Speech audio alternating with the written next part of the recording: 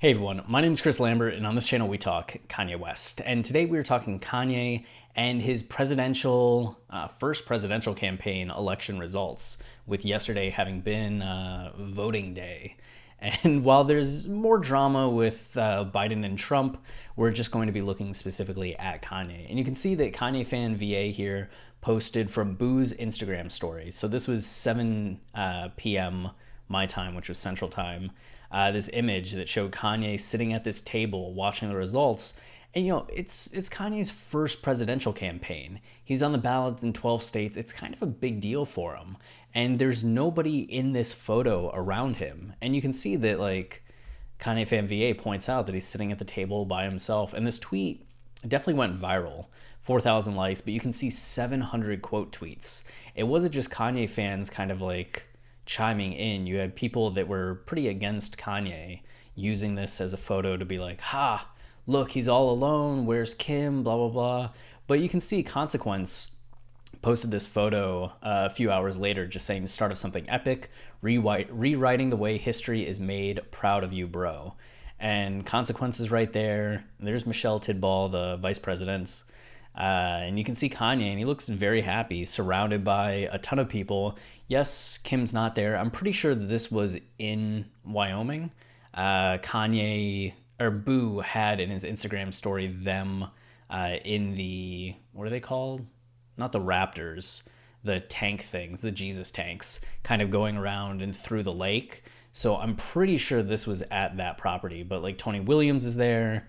I'm pretty sure John Monopoly's there. Yeah, Boo. There's tons of people there showing out for Kanye. So he definitely had people around him to support. And that's, happy to see.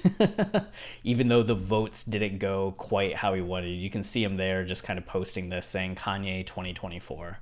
So on to the next election cycle. We're going to get back to it. This is pretty funny though. Did Jesus drop? Kanye, you should just go and claim victory. At this point, yeah, you might as well just declare yourself president and see what happens. Don't do that. Don't do that. But here we have the vote total. So Deadline posting, Kanye gets 60,000 votes for U.S. president across 12 states.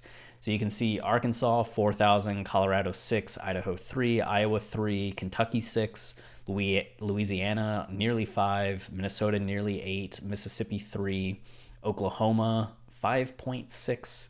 And then Tennessee came out on top, which I didn't realize there were so many Kanye fans in Tennessee. Kind of shocking to see. No. But Tennessee with 10... Nah, I'm not going to be able to come up with anything clever there either. But there's something there. Tennessee, 10 votes I see, 10K votes I see. Nah. That's bad. We should just move on.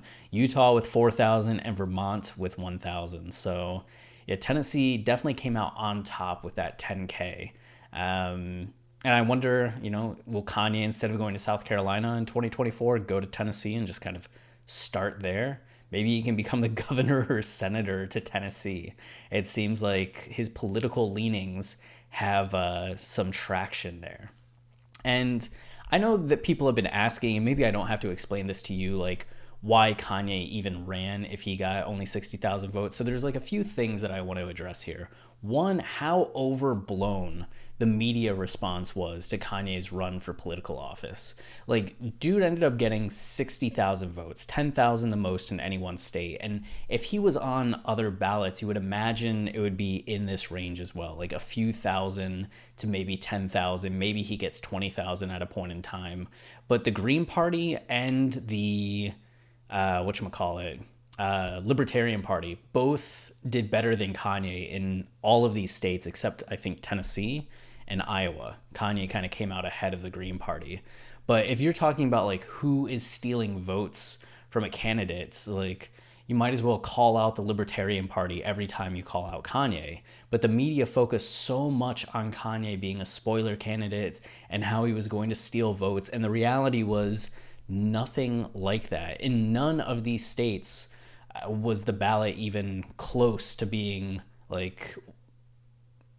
close to being like between Trump and Biden anyway. Both of those candidates ended up running away with each of these states. And, maybe if Kanye was on the ballot in Michigan or Wisconsin, we'd be talking a different story. Like Nevada, currently, Biden's only ahead by 8,000 votes. So maybe Kanye's like 1,000 votes makes all the difference. But at that point, like, you have to blame all other candidates that are also getting votes, because it's not just Kanye alone. He was kind of in line with the 4th, 5th, 6th place vote getters in all of those states. So if you don't want Kanye on the ballot, get rid of all third-party candidates in the future. I don't know. It just seems like such a ridiculous concept. And I'm seeing people even now in the aftermath of the election still being like, oh, that's 60K votes that could have gone to Biden. It doesn't make any difference. Biden's up by like, 4 million in the popular votes. Like the 60K votes that Kanye took all probably weren't going to go to Biden anyway. I still stand by the fact that a lot of these 60K were people that weren't going to vote or would have voted for another third party or a conservative candidate more so than going for Biden. Like at best, maybe 50% would have gone for Biden, but still, like you're looking at 30,000 people, 60,000 people that ended up engaging in the like civic process of the United States who may otherwise have even bothered to vote. And there's definitely a lot of youth who voted for the first time they ever could for Kanye because they still didn't feel inspired by two 70-year-old men, right? They'd much rather hear from somebody that's closer to their generation than people that are older, like way, way older. So at the very least, I don't see a negative. Like, you might have speculated that there'd be a negative in Kanye running, and fine, you can speculate that before we see what happened. But now that we know what happened, I don't see a negative in Kanye having run, right? Especially because, as I was just saying, you have people that voted the first time because they were inspired by Kanye to get out and vote. And I think once you have that first vote under your belt, it's easy to return time and time again and get used to it. It's just so many people don't go out and vote for that first time. I know I didn't vote. My first time being able to vote was 2008, I do believe. And I didn't vote. And then in 2012, I also didn't vote because I thought the election was in the bag, right? So I was just like, no, I don't have to go do that. It wasn't until 2014, voting in the midterms, where I was just like, oh no, I feel like inspired to do it. And I haven't missed a vote since because of that first time. So I think Kanye getting people to engage in political practice in America and like voting in America is a huge deal. Even getting himself to engage and vote for the first time, I think is a huge deal. So I think we can really look, as I'm sure there's going to be conversation about 2024, like this year especially, but as we get closer, like 2023, 2024, and if Kanye is running a more serious campaign, then we're really going to have to look at how the media covers it. And I don't know, you just hope that they'd learn, which they probably won't, but you just hope that they would come at it with a different perspective than what it did or what they did. And I hope there's going to be somebody that writes an article that thoughtfully looks at, okay, who voted for Kanye and what's surprising about this and how did the media get it wrong. But anybody that's still like blaming Kanye for taking votes is pretty ridiculous to me at this point, because just doesn't matter. And I guess that's all that I have for this video. I just wanted to complain a bit about that. But, also kind of cool to see Kanye, like, with no real marketing push, right? Aside from just posts on Twitter, like a couple campaign commercials here and there, putting in 1/10,000th of the money that other candidates put in, still able to get on the ballots, still able to get some votes. And it'll be interesting to see where he goes from here. Like, what does he take away from this process? How does he improve? I think for Kanye fans, that's kind of the main thing to watch, is that Kanye is somebody that always adjusts, right? His first fashion show, I didn't think it was that bad, but bombed, right? Back in 2011, I think it was. Like, just bombed. People tore it apart. And his next show was better. And his next show after that was better. And then we got Yeezy season 3, which was a home run. Same thing with rapping. Like, he wasn't the best rapper when he started, but he just kept going, and learned, like, borrowed from people, was inspired by people, and then improved to the point where he's one of the best rappers of all time. And maybe not like best, like, can compete with Eminem on a flow kind of thing, but just like one of the highest regarded rap artists of all time. Like, I'll throw that in there, but he still has verses that go toe to toe with some of the top tier rappers, right? Like, he has verses where he like is better than Jay. He has a verse where he's better than Kendrick. So yeah, we can at least defend him in that way, right? Not have to add that big of a caveat to it, but you see how he's iterated in these other fields and made it to the point where he's a GOAT in those fields.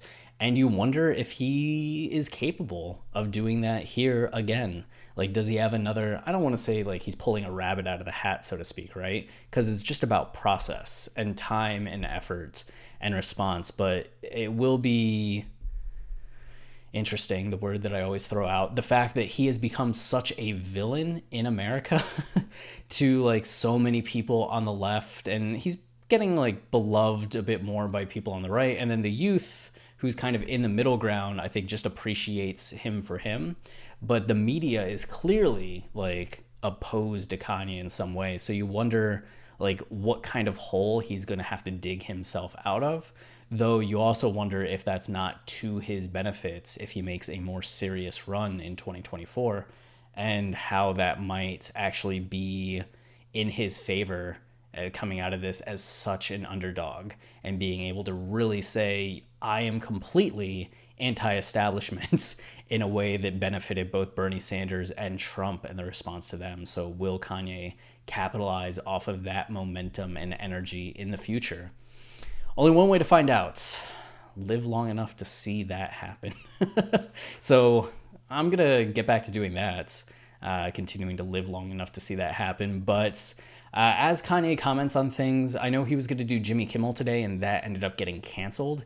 So we'll see what's next. There was rumors of the Na Na Na remix dropping, which I'm going to do a video on that shortly. But I think that's all I have in this video right now. So until next time, oh wait. If you're enjoying the channel and you want to help us out, then liking, subscribing, or commenting are the easiest ways to support, as those things tell YouTube this is a channel people enjoy, and then they show it to more people. We're also trying to get to 10,000 subscribers before the end of the year. We're at 9,175, something like that. So if you want to help us get there, which it's going to be cutting it close. I think right now we're on pace to fall just short, like 9,800 kind of thing.